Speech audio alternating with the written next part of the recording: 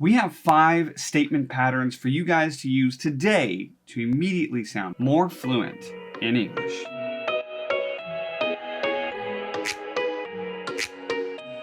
What's up, guys? Welcome to Waggle Friends English. Today we're just pulling out some very difficult English statement patterns that sound weird. Some of them don't sound correct, they're easy to confuse, they're easy to flop around, and we hear our students make mistakes with these quite often. It's one of those things that you just hear over and over and it sounds good, but to get it right is a little bit difficult. So let's talk about it. So the first one is it's much too adverb or an adjective for that. So for example, I say this a lot personally, it's much too early for that. If our kids wake up early and they're like, yeah, let's go play. And I'm saying, whoa, it is much too early for us to be playing like that.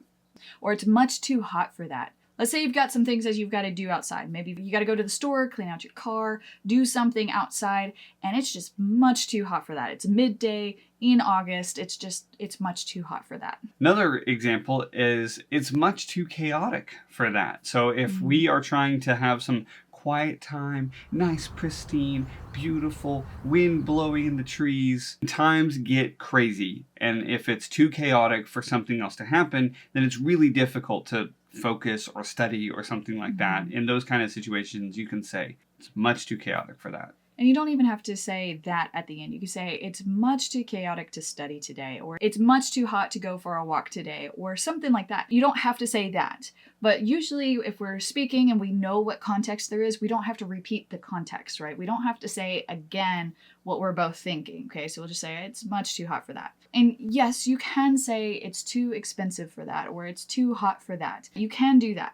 But this is one of those forms that kind of trips people up because sometimes people will say much in order to amplify what they're saying and also to just change it up a little bit to make it not sound like too much or too hot or too cold. It's very repetitive because, very and too, we say those all the time. So if you want to just mix it up a little bit, you could say it's much too hot for that. Naturally, some people really struggle with actually producing this because of how common the phrase too much is in natural English. So it's weird when you have the sentence order already in your mind as a set phrase.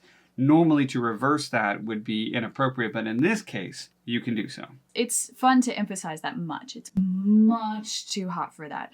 We do this with our kids a lot, actually. For example, here recently, they've been talking about swimming. They really want to get out there and swim, but they always ask in the cool of the morning. So it's much too cold for that. We end up saying that, but we really emphasize it. We'll say, oh, it's too cold for that. It's too cold for that. By the 30th time they ask, we might say, it's much too cold for that. And the way that we can emphasize it with that at the beginning, it seems to sink in better. We can exaggerate it more. We can just say it's just much too cold for that. Number 2 is as far as subject is concerned, and then you have a statement. Here's an example. As far as I am concerned, the whole day is ruined. Just gone. Just done. What we're saying here when we say as far as I am concerned, we're just trying to make it a softer way to say, I think the day is ruined, right? But we're doing it in a softer, more roundabout way. And sometimes in American small talk, this is much nicer, especially when you're talking about plans and it's kind of difficult to hash things out. Maybe you don't care exactly which way to go. Maybe you're more flexible. You can say, well, as far as I'm concerned, Mondays work for me. You could do anything like that. And so what it is kind of a way to kind of slip in there like your own opinion without saying, in my opinion, or without saying like, I think, or I say this. It's like, as far as I'm concerned, don't worry about me. That's kind of what we're saying. You're basically saying, personally, I believe this, but you're allowing the other person to have the freedom to say, hey man, if you don't have that kind of opinion, that's totally fine, but this is my personal preference. We can also use it negatively. So for example, as far as Johnny is concerned, Diane can do whatever she wants. This just means Johnny doesn't care what Diane does. If you're thinking about Johnny or you're worried about his feelings, just so you know, he doesn't care what Diane does. We use this in the negative quite often. You can also put this phrase in the middle of the sentence pretty easily. You can say, Josh would rather not watch a movie today, but as far as I'm concerned, a movie's fine. Number 3 is if you want to make it extremely obvious that this is a thing, then you would say how adjective it is to infinitive. So for example, how nice it is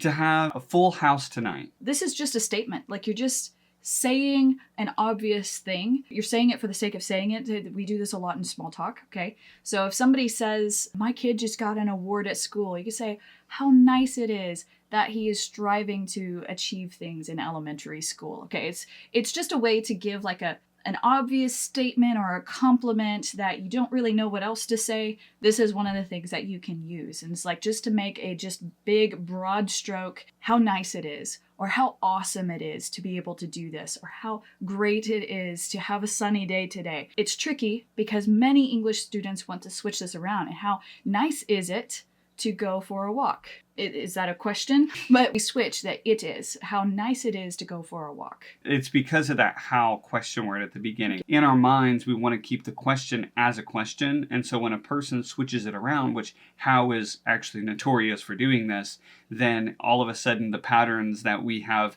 established then all of a sudden work against us when we're saying, no, it has to be that sentence pattern. I've learned it since I was a beginner in English, but now we're using it intentionally the opposite way, the it is instead of is it. So for example, how exhausting it is to study English. You can use this to make an obvious statement to start a conversation. Sometimes in American small talk, if you want to engage somebody in conversation, you want to just break the ice, you can make an obvious statement. That is one way to start small talk. And it's particularly easy when you have kids and someone else has kids, so you make an obvious statement about the kids and how they're playing, or how nice it is to have a playground this close to the apartments. Something like that. It's just a very easy way to start, because what you're doing is you're inviting them to agree or disagree with you.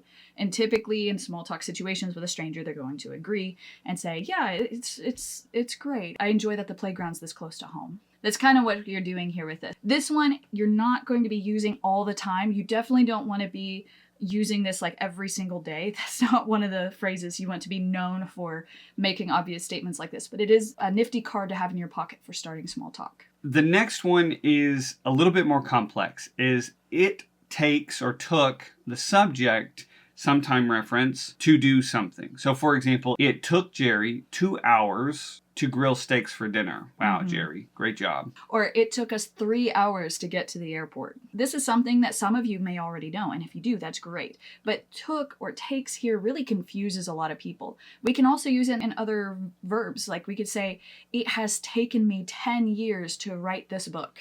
Okay, that would be a great way to use this. But you can use it in a lot of different ways.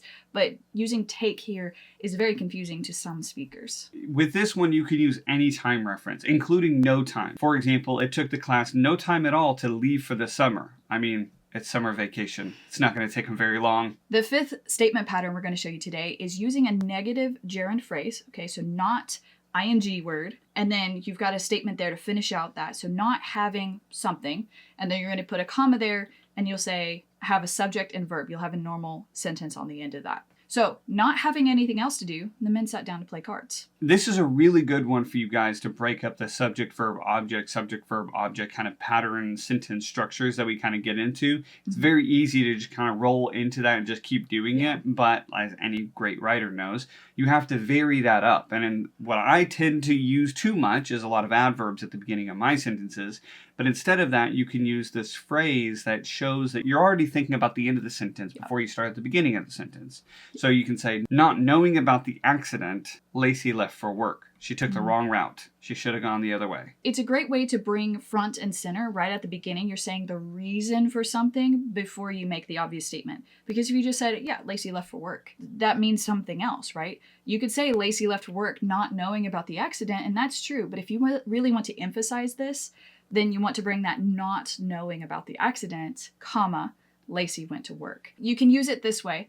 It's a great way to vary your writing, put a different cadence. That way you're not starting with subject, verb, object, and then starting with transition word, subject, verb, object, right? Sometimes we get stuck with that. This isn't a clause, this is going to be a phrase, but it's putting a phrase at the beginning so that you can emphasize not knowing, right? Not having, not doing, not being tall enough, whatever it is. You could put that phrase at the beginning to emphasize and give lots of meaning to whatever statement you make later. Another example of this, and one that's really tricky for lots of English students, is not being.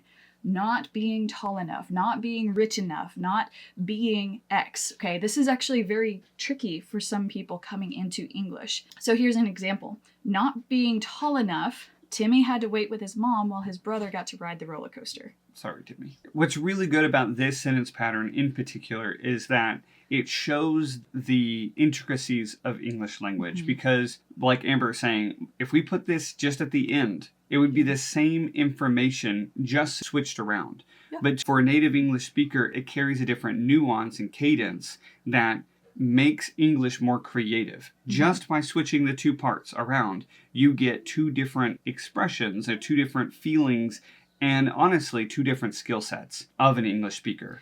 And it's not completely different. It's just the emphasis. Where is that emphasis? And though we will not always say that whatever comes first has the most emphasis, it does with your intonation.